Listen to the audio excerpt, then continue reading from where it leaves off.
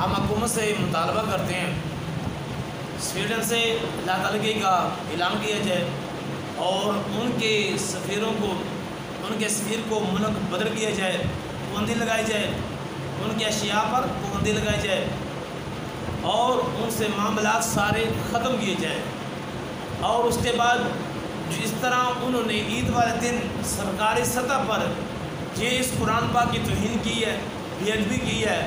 ہم پاکستان کے حاکموں سے، پاکستان کے حکمرانوں سے ہم مطالبہ کرتے ہیں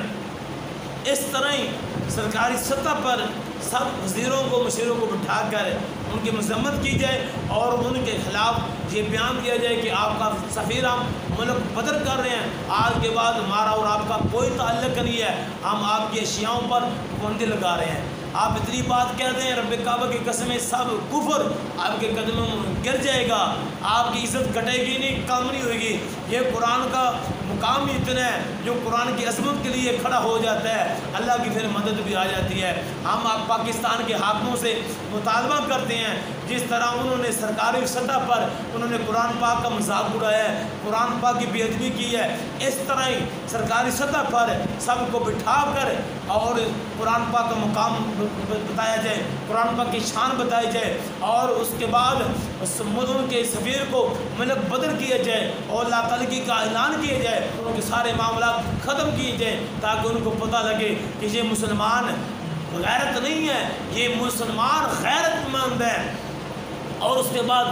میں یہ بھی بات کرنا چاہتا ہوں، جتنے بھی ہمارے سرکاری ادارے ہیں ان کو چاہیے کہ آپ نے بھی کلمہ پڑھا ہے، آپ کا زیادہ حق ہے،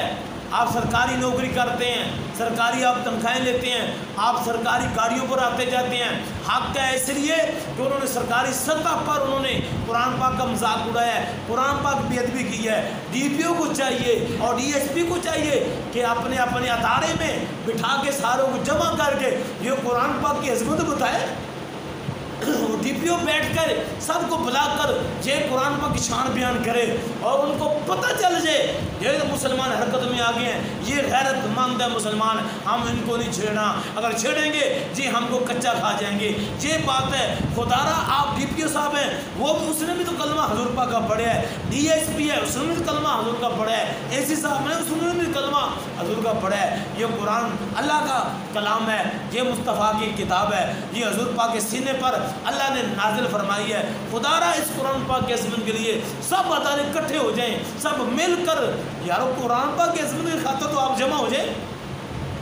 آپ ان کو بتائیں کہ ہم غیرت نہیں ہیں، ہم غیرت والے ہیں، ہم انتقام لینا جانتے ہیں، ہم خون لینا بھی جانتے ہیں، دینا بھی جانتے ہیں، ہم جان لینا بھی جانتے ہیں، دینا بھی جانتے ہیں۔ یہ قرآن کی عظمت ہے۔ خدارا آج آپ باہر نکلیں متحد ہو کر، اکٹھے ہو کر۔ میں سرکاری ملازموں سے پوچھنا چاہتا ہوں، میں سرکاری اداروں سے پوچھنا چاہتا ہوں، میں وزیر اعظم سے پوچھنا چاہتا ہوں، آپ کیا دیکھنا چاہتے ہیں اور کون سی گستاخی وہ کریں گے، پھر آپ باہر نکلیں گے بتائیں کر رہے ہیں۔ خدارا غیرت کریں،